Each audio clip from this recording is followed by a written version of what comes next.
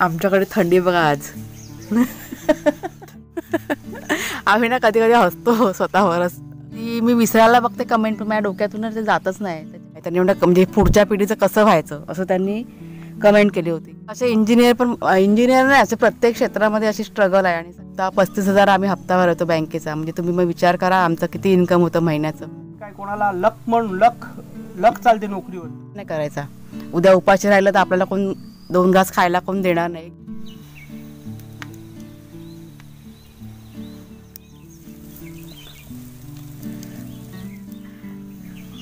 आमच्याकडे थंडी बघा आज. थंडी आहे म्हणजे आहेत ना.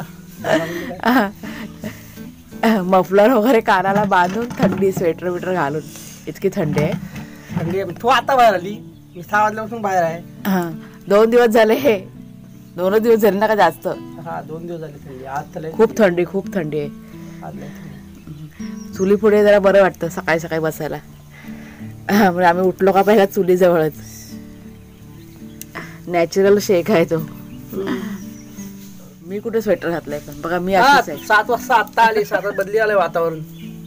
सकाळी बाहेर पडायला मी लवकर घराच्या बाहेर पडत नाही कारण खूप थंडी असते. त्याच्यामुळे जितकं शक्य होईल मी घरातच थांबते सकाळच्या वेळेस. नमस्कार मित्रमैत्रिणींनो, मी प्रिया पवार आणि खूप खूप स्वागत करते साधा स्वयंपाक या आपल्या चॅनलमध्ये. आज सकाळी सकाळी नाश्त्याची गडबड चालली. चुलीवरती आज नाश्ता करते. कुणालचं ट्युशन चालू झालेलं आहे, म्हणजे क्लासेस त्याचे, तीच तयारी चाललेली आहे. तो गेला आंघोळीला. म्हणजे पटापट नाश्ता बनवूया आणि मग त्याला जायला मग लेट नाही होणार. मला वाटतं 8च्या दरम्यान निघेल तो. म्हणजे रुटीन आपलं चालू झालेलं आहे.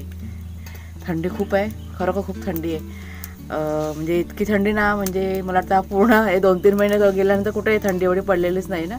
मध्ये काहीतरी 1-2 दिवस पडली होती मागच्या वेळेस तेव्हा, नंतर काहीच नाही. म्हणजे स्वेटर घालावा अशी काही थंडी पडलेली नाही. आता 2-3 दिवस असं वाटतं की स्वेटर घालावं अशी थंडी पडते.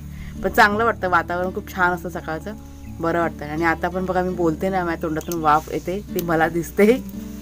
चला नाश्त्याला सुरुवात करूया. चुलीजवळ जरा बरं वाटतं ना, म्हणजे आपलं काम पण होतं आणि शेक पण मिळतो. त्याच्यामुळे सकाळी उठल्या आता हल्ली चुलीवरतीच बसतो आम्ही येऊन, काही काम करत असेल तेव्हा. शेक वाटतोय मला. सकाळी अजिबात शेक वाटत नव्हता. हो ना, एकदम गारटले होते कोणालचे बाबा. त्यांना वाटलं मफलर आहे ना तो बांधा कानाला, तर त्यांनी तो कानाला बांधला. सकाळी एकदम गार वाटत होतं. चांगलं वाटतं, पण वातावरण खूप छान सकाळचं बरं वाटतं. पण हा बघा चुलीवरती आपला नाश्ता चाललाय. आज धिरडी बनवले मस्तपैकी. माझ्याकडे की नाही तो तवा मला घ्यायचा आहे, भिडाचा तवा होता ना तो. आता नाही आहे ना, म्हणून सध्या मग ह्या नॉनस्टिकच्या पॅनवरच करते. ह्याच्यावरती पटापट निघतात. त्याला छान झाले रंग.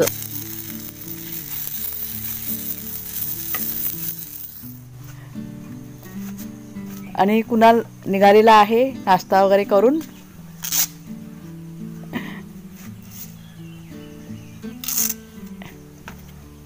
बॉटल घेतली पाण्याची. जातो नाही म्हणायचं, येतो म्हणायचं.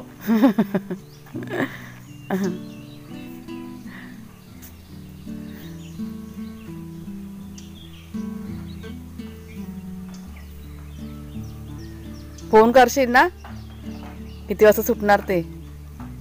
आज पहिला दिवस आहे ना, म्हणून त्याचा टायमिंग आता काय माहीत नाही, कारण त्याच्या सरांना काल ना फोन केला होता मी. तर आता बघू किती वाजता सोडतात ते माहीत पडेल. आज गेला कुणाल. आमच्याकडे इथे नाश्ता चाललाय. आज घावणे पण करावे लागले, धिरडी पण घावणे पण. हा शेवटचा आहे, शेकलाय तो. चला मग आजचा काय प्रोग्राम काय बर्थडे मध्ये प्रोग्राम करायला. बर्थडे म्हणजे प्रोग्राम म्हणजे काम आपलं. आज काय काम करायचं. काम काय कमी, जेवढी करू तेवढी आपल्यालाच करायचं, कोण येणार करायला.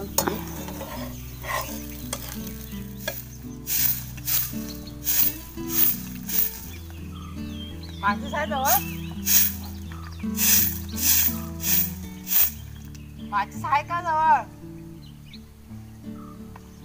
ऐकलं काय माती?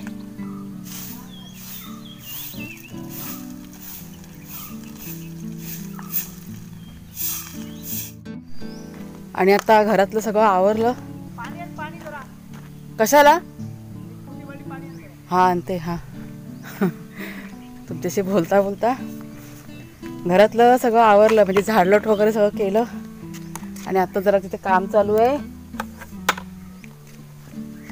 आता कसं आपलं रुटीन चालू झालं ना, आता सगळ्या गोष्टी वेळेवरती होणार. म्हणजे जास्तीचं काम जरी काढलं ना तर ते होणार. आता आज जरा झाडांना खत पाणी करायचं आहे. म्हणजे हे जे आंब्याचे झाडं वगैरे आहेत ना त्यांना खत पाणी घालायचं आहे. आता इथे जी आपली भाजीची वेल आहे घेवड्याची, ती जरा ना मांडव आम्हाला माहीत नाही ना, जरा उंच झाले ते जरा आता खाली करतोय. पुढच्या वर्षी चांगलं करूया पावसाच्या आधी. हे घ्या, चांगली धरली घेवड्याची वेल. आणि आता ती फुलं वगैरे नाही येत चाललेत तिला. मग दाखवते तुम्हाला. हा बघा आमचा मांडव. आम्ही ना कधी कधी हसतो स्वतःवरच. ते बघा आता वरती अशी चालले पसरत. त्यांना म्हटलं आता धरले ना तोपर्यंत म्हटलं खाली घ्या, नाही तर वर चढायला लागेल आपल्याला, काढायला भारी पडेल नंतरला भाजी. गिलकी पण आले बघा वरती, ते करून घेतो.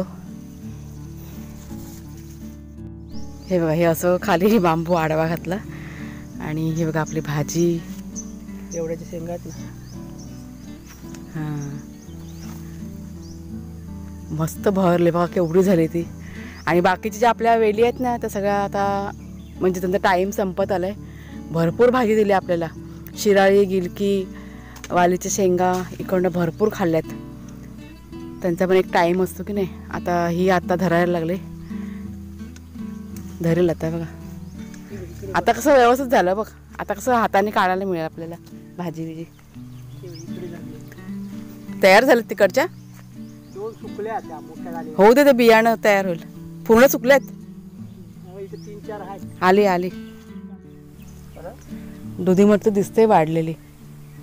आपलं आता दुधीचं झाड आहे ना, त्याला दुधी धरत चालल्यात. आणि आता त्याला जरा खत पाणी घालते. खत पाणी म्हणजे ताक असतं ना, लोण्याचं ताक बघा काढले. तर ते कुणालच्या गावा म्हणतात ते पण घालतात. तर ते आता जरा पाणी वगैरे टाकून मिक्स केलं. चला असे काय काय प्रयोग ना चालू असतात आमच्याकडे. म्हणजे फक्त एकच खत नाही, 15-15 दिवसांनी वेगवेगळ्या प्रकारचं खत पण देतो. म्हणजे घरातलंच. ही इथं वेल आहे आपली. तुम्हाला मला वाटतं मागे दाखवली होती वेल. नाही दाखवली ना दुधीची. जिरू द्या आधी, नाही सगळं परत बाहेर येईल.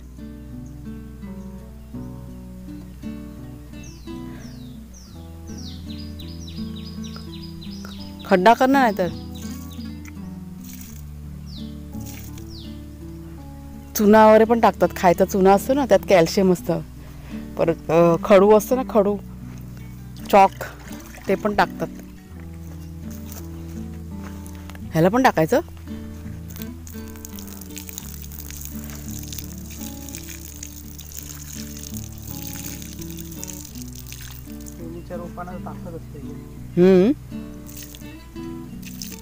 ह्या सगळ्या गोष्टी आपल्याला माहीतच नव्हत्या ना.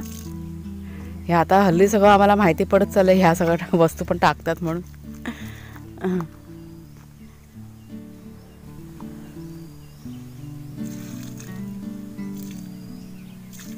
डायरेक्ट प्रोटीन आहे आता.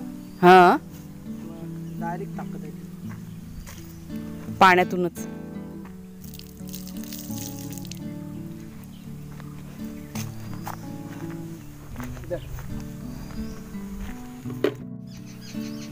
हे बघ, हे अशा प्रकारे ना फुलझाडांना सर्व खत पाणी घालायचं काम चाललंय. असे खुरपणी केले. अळी म्हणतात ना याला, काय म्हणतात? हा फांद्या लावल्यात ना, काय कधी कधी गुलाबा लावल्यात, काय फांद्या लावल्यात. त्यांना आता खत पाणी घातलं पाहिजे ना. त्यामुळे फांद्या लावल्यात तो कशा मस्त आल्या. हे बघा हे मोगरा वगैरे सर्व फुलझाडांचं चालू आहे करणं. हे राहिलं वाटतं. हा बघा, हा मोगरा राहिला वाटतं. जंगली मोगरा आहे ना तो. हां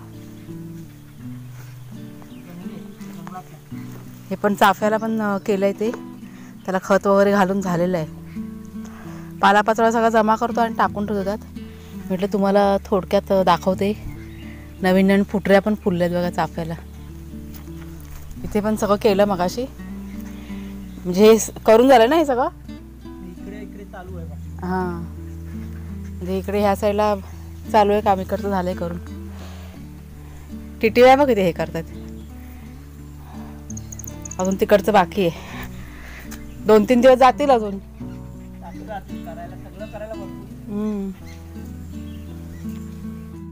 बसते आता 5 मिनिटं. मग सकाळपासून नॉनस्टॉप उठल्यापासून चालू आहे माझं काम. आपल्याला ना ऐकलं का, एक कमेंट होती आपल्याला 2 दिवस झाले आली होती, म्हणजे ती मी विसरायला बघते कमेंट, पण माझ्या डोक्यातून ते जातच नाही. त्याच्यामुळे म्हटलं मी सांगते, म्हणजे आता काय कमेंट होती ती. आपल्या एक ताई आहेत, आता त्यांचं नाव नाही घेते मी, म्हणजे आपण बघ भागाची स्टोरी सांगितली त्याच्यावर त्यांनी कमेंट केली त्या व्हिडिओवरती. मग तू मध्ये भाऊ बोलले ते बरोबर बोलले. त्यांनी अशी कमेंट केली होती की म्हणजे मुंबईचं जे बोललंच ना की चूल गावी कसं आपण चूल पेटून पण म्हणजे जगू शकतो, आपलं चाललं आहे. म्हणजे मुंबईची परिस्थिती खूप खराब आहे सध्या, म्हणजे मुलांना नोकऱ्या नाहीत, काय नाही. त्यांचा मुलगा इंजिनियर शिकलेला आहे, डिग्री वगैरे सगळं म्हणजे झालं आहे, शिकून वगैरे झाला आहे तयार तो, पण त्याला नोकरी नाही आहे. का तर अनुभव नाही आहे म्हणून.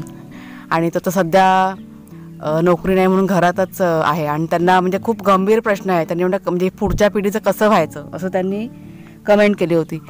2 दिवस झाले माझ्या डोक्यातून मी काढायचा प्रयत्न करते, पण मला पण ते विसरायला होत नाही. कारण आता आपला पण बघा कुणाला तर आहे, म्हणजे कसं ह्या मुलांचं व्हायचं हे कधी कधी आपल्याला पण हा प्रश्न पडतो. आता आपण कुणाला काय सांगतो, मला सांग, मी काय नेहमी सांगतो, तो त्याला आता हे ग्राफिक डिझाईनचं करायचं आहे, त्याला मी नेहमी सांगतो गाडी शिक, दुसरं ते कला करताना पेंटिंग चांगली येते ती शिक. कला सोडली ना म्हणजे कलेतून काही नाही काय त्याचं पोट तर भरता येईल त्याला. आज नाही तर उद्या नोकरी, आज नोकरीला असा स्ट्रगल आहे ना की एक इंजिनियर बाहेर पडत नाही किंवा एक ग्राफिक डिझायनर बाहेर पडत नाही, हजारोनी बाहेर पडतात. त्यांना सगळ्यांनाच नोकऱ्या भेटतील काय ना. आजची परिस्थिती वेगळी आहे. आज काय वातावरण, काय लोकांना कामावरनं कमी केलेलं आहे कोरोनापासून. किती लोक बाहेर आहेत लॉकडाऊन. मग लॉकडाऊनमध्ये इंजिनियर ते स्विगीचं काम करतात. स्विगीमध्ये जाऊन त्यांना ते म्हणजे हो ते डिलिव्हरी करतात ना, फूड डिलिव्हरी हॉटेलमध्ये वगैरे. आपण या परिस्थितीतून गेलोय, आपल्याला माहिती आहे म्हणून हे सगळं माहिती आहे. आताच्या यंग जनरेशनला माहिती नाही. ते तुम्ही यंग जनरेशन कसं, मी शिक्षण केलंय, मी जे शिक्षण केलंय ते माझ्या शिक्षणाला योग्य अशी नोकरी भेटली तरच मी करीन. अरे पण योग्य अशी शिक्षणाला नोकरी भेटायला तुम्हाला 50,000 किंवा लाख रुपये जो पण पेमेंट तुमचा अपेक्षित आहे तो का तुम्हाला का लगेच भेटणार नाही. त्याच्यासाठी स्ट्रगल आज भरपूर आहे. त्यासाठी तुम्ही आता कुठेही छोट्यातून सुरुवात करायला पाहिजे. काही त्याच्या जोडीला त्याच्या म्हणजे इंजिनियर आहे किंवा काही एक आपण जे शिकलोय त्याच्या जोडीने काही एक करता आलं ते वेगळं असं काहीतरी वेगळंही त्याच्या जोडीने करायचं. सुरुवात तर करायला पाहिजे काहीतरी. पोटासाठी सुरुवात केल्यानंतर मार्ग आपोआप खोलतात. तर मला स्वतःच्या ह्याचं ज्ञान आहे की आपल्या हातात ज्या वेळेला नोकरी किंवा आपल्या हातात काही धंदा असेल ना तर त्याच्या जोडीला दुनियाभरचे प्रश्न येतात. हे सगळे सक्सेस पुढे येत राहतात, बरोबर येतात. कारण की मार्ग आपोआप खुलतात. जेव्हा तुमच्याकडे काम असेल ना तेव्हाच लोक तुला सांगणार की बाबा इकडे काम आहे करणार काय, तिकडे काम आहे करणार काय. काही नसेल तर काय, हा नाही तर कोण नाही विचारत. तू घरी असेल तर कोण नाही तुला विचारणार. त्यांना पण हल्लीची मुलं कशी एवढं शिक्षण घेतलेलं असतात, मग आई वडिलांचं पण त्यांना पटत नाही. मग आई वडील सांगतात तसं नाही. शिक्षण केल्यानंतर कसं माहिती आहे, आई वडिलांचा प्रश्न नाहीये. मी स्वतः असू दे की आजची ती गंभीर परिस्थिती, आज शिक्षण केलं, मी एवढं शिकलोय, आज मी इंजिनियर झालोय किंवा मी डॉक्टर झालोय किंवा काही एक झालो, डॉक्टरला छोटा मोठा नोकरीला कुठे कामाला लागायचं किंवा छोटासा दवाखाना खोलायची जर ताकद नाहीये, BMCत नाही भेटलं, मग कुठेतरी कामाला लागायला लागतं, हे करायला लागतं. ते कसं करणार. ते सक्सेस पोरं जरा दुखवतात ना त्यांना पण. आपण त्यांचे पण विचार असतात, त्यांच्या पण विचार असतात. आता इंजिनियर वाला म्हणजे तो 35-1 वर्षापर्यंत 35-36 वर्षापर्यंत तो शिक्षण करतोय, आपल्या पोटापाण्यासाठी धडपडतोय आणि ते सक्सेस हातात आल्यानंतर काय भेटत नाही ना, मग तो पण थोडा नर्वस असतो ना. पण इंजिनियर नाही असं प्रत्येक क्षेत्रामध्ये अशी स्ट्रगल आहे आणि सगळ्यांना अशी चढाओढ आहे. पण मी एक म्हणजे आपण आता बघतोय गावी आल्यापासून आपण आता बघतोय गावाला किती मागणी आहे.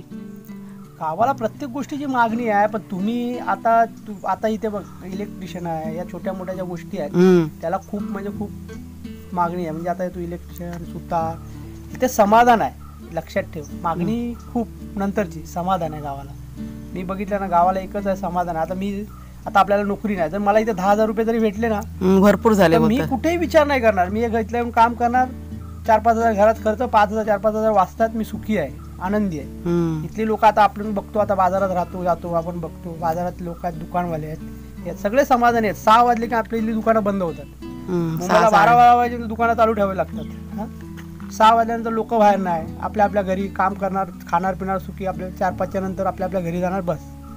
नाही पण म्हणजे मला असं वाटतं की आता एवढे शिक्षण केलेलं तुम्ही गावाकडे या, गावामध्ये पण भरपूर करण्यासारखं आहे. म्हणजे शहरातच असं नाही किंवा शहराच्या बाहेरच जायला पाहिजे असं काही नाहीये. तेच म्हटलं ना, त्या गावी या तुम्ही भरपूर त्या डिग्रीला अनुसरून तुम्ही काहीतरी केलं पाहिजे. आता कितीतरी इंजिनियर आहेत ज्यांनी ह्याचा धंदा केला किंवा शेतीविषयक ह्याच्यावरती किती आता बघतो आपण ना, बघतो आपण आता ह्याच्यात जातो, शेतीविषयक अभ्यास करतो. त्यांनी अभ्यास केला, त्यांना ज्ञान आहे ना, पुस्तकी ज्ञान. ते त्या ज्ञानात यंग जनरेशन आता त्याच्या जागेत स्वतःकडे जागा आहे ना, स्वतःच असेल ना, तर थोडं स्वतः खपून घेतलं की बरोबर होतं. काय नाही, शेतीमध्ये हे कुक्कुटपालन मध्ये सगळ्या व्यवसायामध्ये आता यंग जनरेशन पुढे येते.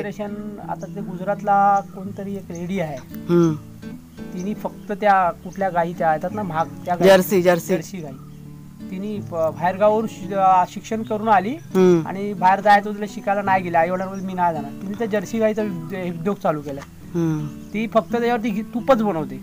बिझनेस काहीतरी चालू करायचा साईडला. तेच म्हटलं, तुझी कला जोपासा. कला, मी नोकरी नाही, तू इंजिनियर झाला म्हणजे किंवा मी डॉक्टर झालो म्हणजे किंवा मी पेंटर झालो म्हणजे नाही, त्याच्या जोडीला जोडधंदा हवा काहीतरी. मी माझ्या एक्सपिरियन्सने सांगतो, मी काय होतो, शून्य होतो. मी काय झालो, रिक्षावाला झालो. मी काय झालो, 4 व्हीलर गाडी शिकलो.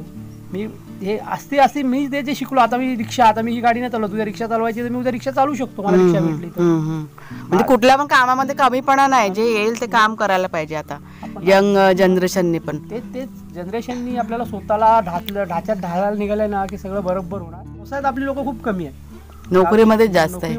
गावच्या ठिकाणी थोडी दिसतात, छोटा व्यवसाय करतात. म्हणजे मला तरी असं वाटलं की आता हल्लीची जी यंग जनरेशन आहे त्यांनी गावी तुम्ही या, शहरामध्ये असं अडकून राहू नका किंवा शहराच्या बाहेरच जायला पाहिजे असं नाही.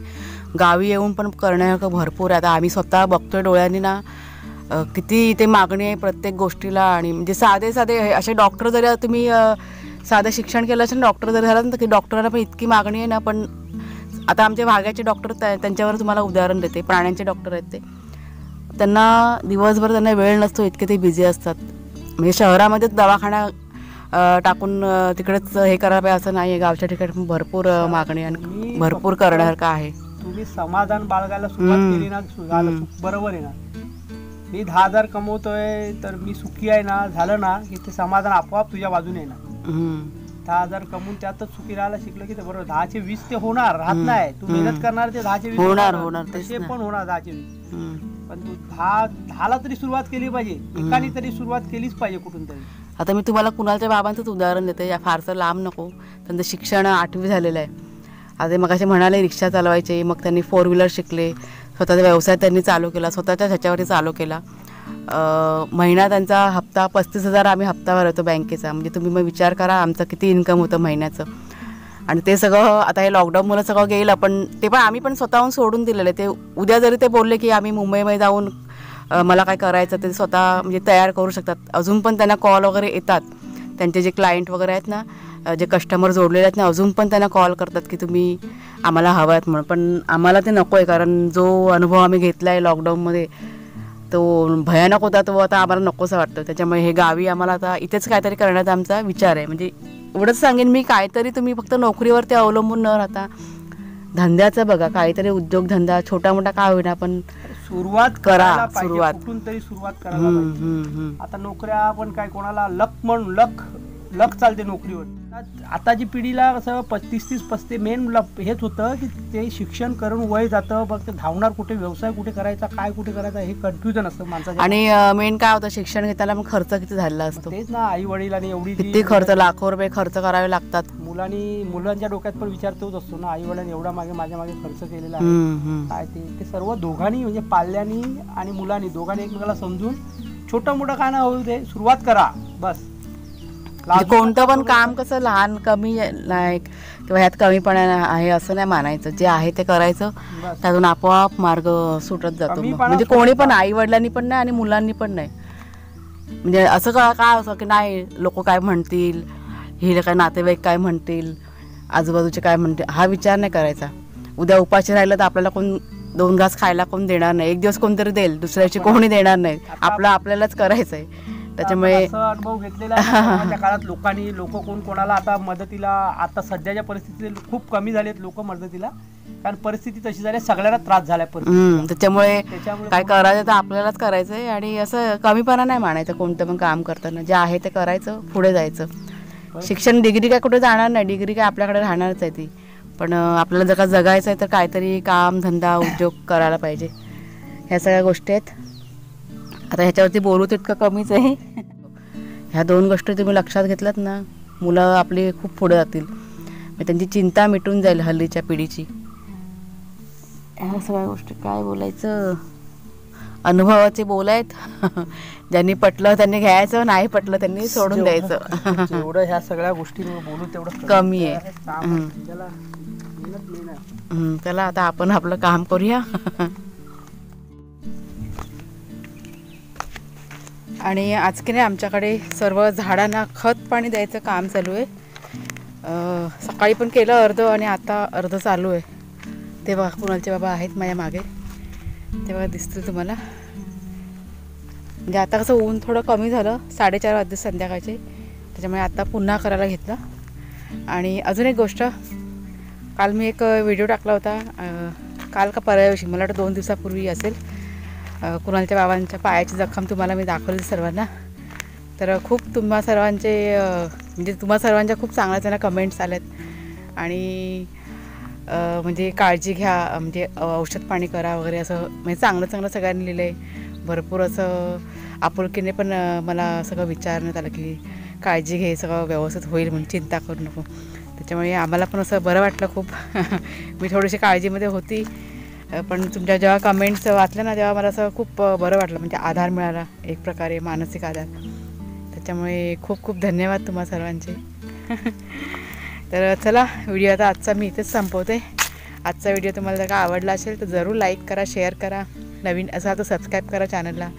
पुन्हा आता आपण पुढच्या व्हिडिओमध्ये भेटूया. तोपर्यंत खूप खूप धन्यवाद.